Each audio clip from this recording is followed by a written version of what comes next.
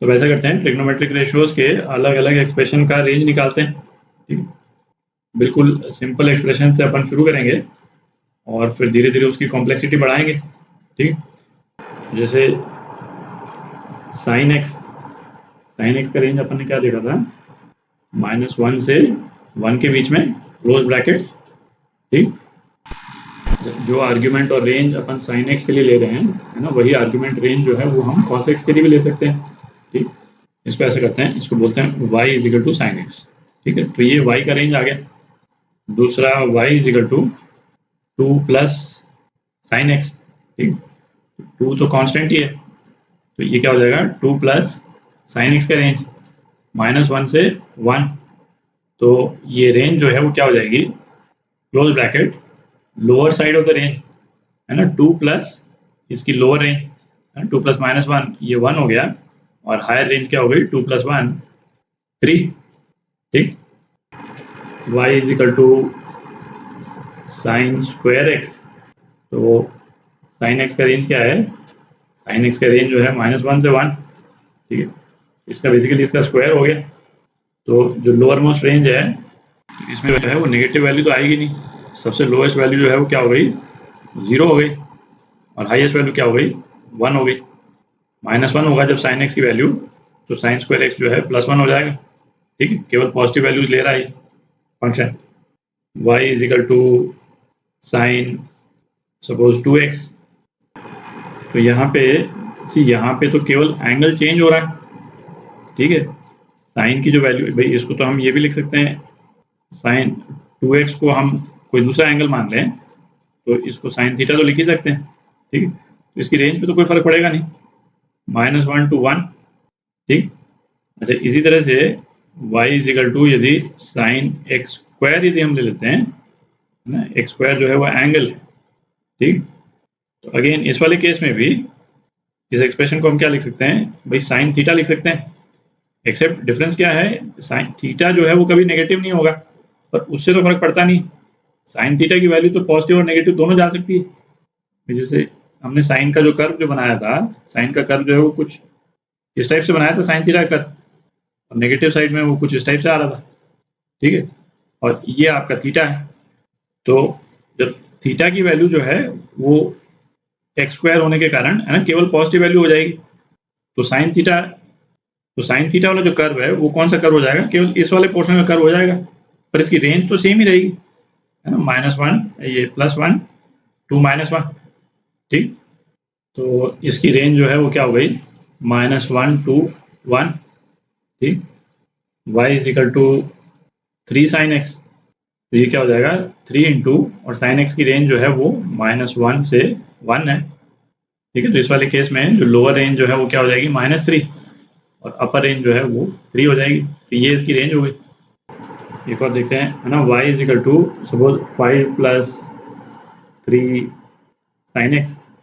तो इसकी रेंज जो है वो क्या हो जाएगी, 5 प्लस, अभी अपन ने देखा -3 to 3 की रेंज है इसकी, 3 साइन एक्स की। तो इस एक्सप्रेशन की रेंज जो है वो क्या हो गई, लोअर साइड 5 - 3 और अपर साइड 5 + 3 है ना, 2 और 8, ये इसकी रेंज हो गई। अच्छा, अब क्या यदि हम फंक्शन में यहाँ पे तो एक ट्रिग्नोमेट्रिक रेशियो की टर्म आ रही थी, एक से ज़्यादा टर्म यदि कर दें, ठीक, जैसे हम एक्सप्रेस करते हैं a sign X plus b cos x.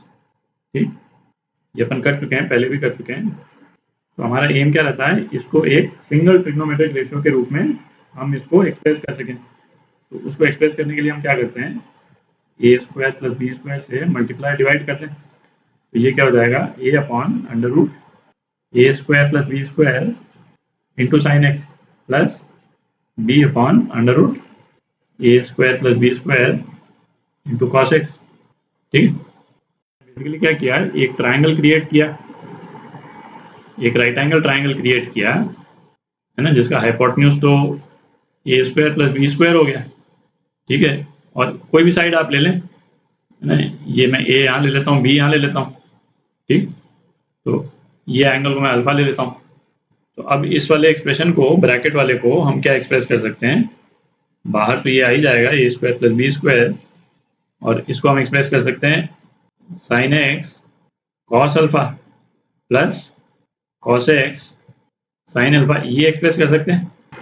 अच्छा, यहाँ अपन ए और बी की पोजीशन यदि चेंज भी कर दें, इंटरचेंज कर दें, है ना, ए को यहाँ पे हाइट में ले जाएं और बी को बेस में, है ना, तो इसमें कोई फर्क नहीं पड़ेगा फाइनल रिजल्ट पे, इन द सेंस कि ये एक्सप्रेशन जो है क्या आ जाएगा, है ना, sine X sine alpha plus cos X cos alpha, ठीक है, वो भी एक सिंगल ट्रिग्नोमेट्रिक रेशो में चेंज हो जाएगा।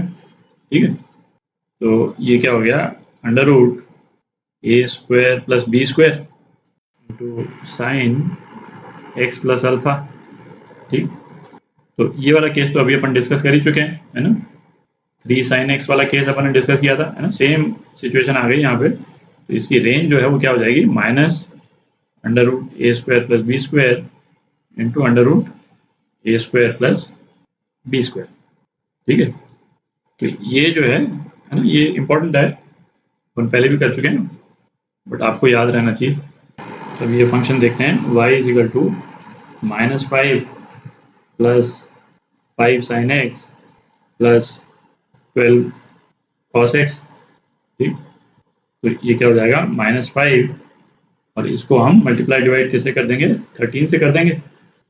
5 और 12 जो है ये स्टैंडर्ड राइट एंगल ट्राइंगल है, साइड्स क्या हो गई 5, 12 और 13। नहीं, ये 3 ट्राइंगल तो आपको याद रहने चाहिए, एक 3, 4 और 5 राइट एंगल ट्राइंगल, एक 5, 12, 13, और तीसरा कौन सा हो गया 8, 15 और 17। इसमें भी 8 स्क्वायर प्लस 15 स्क्वायर 17 स्क्वायर के बराबर होता है ना, बार बार घूम घूम करके आते हैं।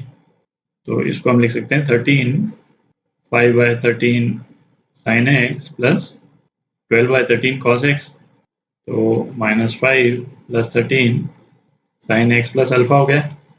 ठीक, तो ये क्या हो गया, -5 प्लस -13 से 30, है ना, ये इस तरह से वेरी कर रहा है दूसरा वाला एक्सप्रेशन। तो ये क्या आ जाएगा, इसकी रेंज क्या हो जाएगी, -18 से 13 - 5 8। ठीक, तो ये रेंज हो जाएगी y की। तो अब एक और केस देखते हैं, y is equal to cos sine X. ठीक, कॉस का जो इनपुट है वो अपने आप में एक ट्रिग्नोमेट्रिक रेशो है। ठीक, अच्छा, ये जो साइन एक्स है, इस साइन एक्स की रेंज जो है वो क्या है, -1 से 1 के बीच में। ठीक, और तो इसका मतलब क्या हुआ कि कॉस के इनपुट में जो एंगल जो आ रहा है, मतलब इसको यदि मैं कॉस थीटा लिख देता हूँ, तो थीटा जो है वो कहाँ से कहाँ वेरी कर रहा है, थीटा -1 से 1 वेरी कर रहा है ना, और ये -1 और 1 जो है वो डिग्री नहीं है ना, रेडियन है। ठीक है, ये अपन ने शुरू में डिस्कस किया था कि डिग्री यदि मेंशन्ड होती है तो डिग्री में स्पेसिफिकली आप, है ना, ये डिग्री का साइन एक लगाते हैं, यदि मेंशन नहीं है तो इसका मतलब हम उसको रेडियन प्रिज्यूम करते हैं। ठीक, तो थीटा जो है -1 से 1 रेडियन वेरी कर रहा है, तो y की रेंज क्या होगी, तो ऐसा करते हैं एक यूनिट सर्कल बनाते हैं जरा। ये अपन ने डिस्कस किया था कि एक 1 रेडियन, है ना, 1 रेडियन कितने के बराबर होता है, अप्रॉक्सीमेटली, एग्जैक्टली नहीं है, अप्रॉक्सीमेटली 57 डिग्री, है ना, 60 डिग्री से थोड़ा सा कम होता है। तो 1 डिग्री का एंगल जो है वो क्या हो जाएगा, ये हो जाएगा। ठीक है, 1 डिग्री तो ये हो जाएगा, और -1 डिग्री, -1 डिग्री क्या हो जाएगा, ये हो जाएगा -1 डिग्री। ठीक है, ये -1 डिग्री और अच्छे से बना देते हैं, है ना, 45 डिग्री लग रहा है। अच्छा, -1 डिग्री ये क्या हो जाएगा, ये अप्रॉक्सीमेटली ये हो जाएगा, है ना, ये क्या हो गया -1 डिग्री। तो कॉस को जो एंगल मिल रहा है वो यहाँ से यहाँ तक वेरी कर रहा है। ठीक है, तो इस पूरे पोर्शन में जो मैक्सिमम वैल्यू है कॉस की वैल्यू क्या है, एक्स एक्सिस पे प्रोजेक्शन। ठीक है, तो यहाँ से शुरू हो रहा है, तो कॉस की वैल्यू, है ना, ये वैल्यू है कॉस की, तो इस वाले पॉइंट पे कॉस की वैल्यू क्या हो जाएगी, कॉस 1। ठीक है, कॉस -1 या कॉस 1 एक ही बात है ना, तो कॉस 1 जैसे जैसे एंगल इस तरह से वेरी करेगा, है ना, ये वाला पॉइंट जो है इस तरह से ट्रैवल करेगा, एंगल जो है वो घटता जाएगा। ठीक है, और कॉस की मैक्सिमम वैल्यू कब आएगी, जब ये एंगल 0 हो जाएगा। ठीक है, और यहाँ पे कॉस की क्या वैल्यू है, 1 है, और उसके बाद में फिर वापस कॉस की वैल्यू घटेगी, जैसे जैसे ये पॉइंट इस तरह से जाता जाएगा, एंगल जो है बढ़ता जाएगा। ठीक है, तो कॉस जो है इन दो पॉइंट्स के बीच में वेरी कर रहा है। यहाँ से लेकर यहाँ तक, दिख रहा है? तो y की जो रेंज है ना, y की रेंज ये क्या हो जाएगी, cos 1 से 1 तक, है ना, क्लोज ब्रैकेट्स, दोनों पॉइंट जो है इंक्लूडेड है। ठीक। अच्छा, अब ये देखते हैं y is equal to sine cos x, इसको मिटा देते हैं। तो इस वाले केस में जो साइन को जो इनपुट मिल रहा है ना cos x के रूप में, तो cos x की मिनिमम और मैक्सिमम वैल्यू क्या है, अगेन -1 से 1 के बीच में। ठीक है, तो ये बेसिकली साइन -1 से 1 के बीच में, तो ये कहाँ से कहाँ वेरी कर रहा है, एग्जैक्टली सेम सिचुएशन है ना, ये 1 रेडियन और यहाँ पे कुछ इस टाइप से, है ना, ये -1 रेडियन। ठीक है। अच्छा, साइन क्या होता है, साइन जो है वो y एक्सिस पे प्रोजेक्शन है। तो यहाँ से अभी हम शुरू करते हैं और एंगल को धीरे धीरे रिड्यूस करेंगे। तो लोअर मोस्ट पॉइंट क्या है, ये वाला पॉइंट, और यहाँ पे इस वाले पॉइंट पे इसके करस्पॉन्डिंग साइन की वैल्यू क्या होगी, साइन -1। ठीक है, और फिर जैसे जैसे पॉइंट जो है ऊपर की तरफ जाएगा, साइन की वैल्यू फाइनली पॉजिटिव हो जाएगी और साइन की मैक्सिमम वैल्यू क्या हो जाएगी, साइन +1। ठीक है। तो y की जो रेंज है ना, y की रेंज क्या हो जाएगी, साइन -1 टू साइन 1, या इसको लिखना चाहें तो इस तरह से भी लिख सकते हैं अपन, minus sine 1, sine minus sine theta के बराबर होता है, और साइन 1। ठीक है, ये रेंज हो गई। कॉस साइन 2x, इस वाले केस में ये जो कॉस का जो इनपुट है ना, ये कहाँ से कहाँ वेरी कर रहा है, इस वाले केस में भी है ना, ये 2x लगाने से कोई फर्क नहीं पड़ता है, ये -1 से 1 ही वेरी करेगा। ठीक है, तो इस वाले एक्सप्रेशन की रेंज और अभी जो अपन ने डिस्कस किया कुछ देर पहले cos sin x की रेंज, है ना, दोनों की रेंज सेम ही है। ठीक, इसकी रेंज क्या आई थी अपने पास, cos 1 से 1, है ना, तो इसकी रेंज भी है ना सेम ही आएगी, कोई डिफरेंस नहीं। अगर आप देखें cos ट्वाइस sin x, अब इस वाले केस में ये जो ब्रैकेट वाली जो टर्म है, ब्रैकेट वाली टर्म की रेंज जो है क्या हो जाएगी, -2 से 2। ठीक है, ये तो अपन डिस्कस कर चुके हैं, 2 sin x की रेंज -2 से 2। तो -2 से 2 का मतलब क्या निकल गया कि 1 रेडियन कितना था, अप्रॉक्सीमेटली 57 डिग्रीज।